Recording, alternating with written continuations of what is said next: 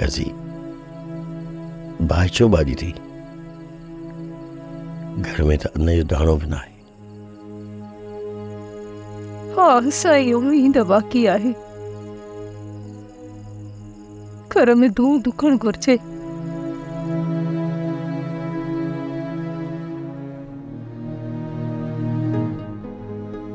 कज़ी बस हाणे दिल चवे थी त सुबुह जो असां हो तुझे पोयां निकिरी पऊं।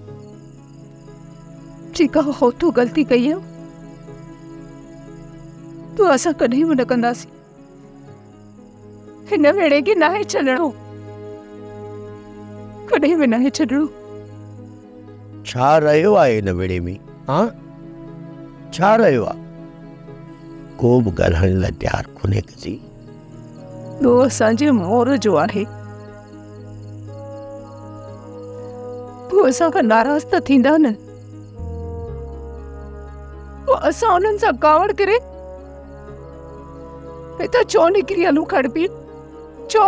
कज़ी एॾो वॾो वॾो नाहे कयो जॾहिं हू वॾी सज़ा ॾेई चुका। हीअ नाराज़गी ख़तम थी वेंदी खड़पी। असांखे अञा बि सब्र करणो पवंदो। ही बुख ही बदहाली कोन थी मारे कज़ी, पर पंहिंजनि जी बेरुखी मारी विझंदी ॾुख थींदो आहे कज़ी। जॾहिं मां कंहिं पंहिंजे वटि हली वेंदो आहियां न त मुंहुं फेरे छॾींदो आहे, अंदरि चीरजी वेंदो आहे मुंहिंजो। हाणे हू थोरो वक़्तु असां खां मुंहुं न फेराईंदा। तू हिम्मत कर खड़पीर, हिम्मत कर। न ॼाण त लाइ कॾहिं पंहिंजी दिलि मां इहे नफ़रतूं कढी असांखे पंहिंजी सीने सां आईंदा। हिन ॾुखे वक़्त में जेकॾहिं हिक ॿिए जा हमदर्द न थियासीं त पोइ कॾहिं थींदासीं?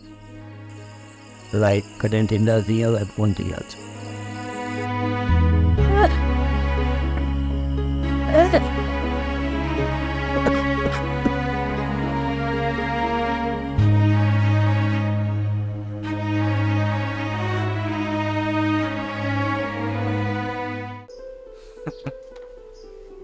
बाबा मोर मुंहिंजी न्याणी आड़े गड़े ऑफिसराणी आहे, पढ़ियल लिखियल आहे। पोइ तव्हांजी छा थो चई छा नालो हुयो ओ ढकणी वांगुरु बाबा कोन विढ़ंदी तोसां। अलाए साहब मूंखे कहिड़ी ख़बर। बाबा मोर ॻाल्हि ॿुध, तव्हांजे ॻोठे में भला सभु जहिड़ो कजो छा? न साहब न, ॿियूं त सभु ग़रीब आहिनि, बसि इहा हिकिड़े ई जहिड़ेकार आहे काकी ढकणी। बाबा मोर ॻाल्हि ॿुध, जेके तूं हिन बंगले जी सही सफ़ाई न कंदे त ज़ाहिर तव्हां जहिड़ो कंदी, छो जो उहो सफ़ाई जी कायल आहे। साहब मां बंगले जे फर्श खे अहिड़ो चमकाईंदुसि तूं बि भली वेही हुन में मुंहुं ॾिसजाए। बाबा मोर ॾिस शीशा घर में घणा आहे, तूं सही न सफ़ाई कर। जी साहब, शिकायत जो मौक़ो न ॾींदो साहब। सोप सीरियल मोहब्बतुनि जो माग तमाम एपिसोड्स ॾिसो हाणे HD क्वालिटीअ में। विज़िट करियो असांजो YouTube channel Sindh TV HD drama.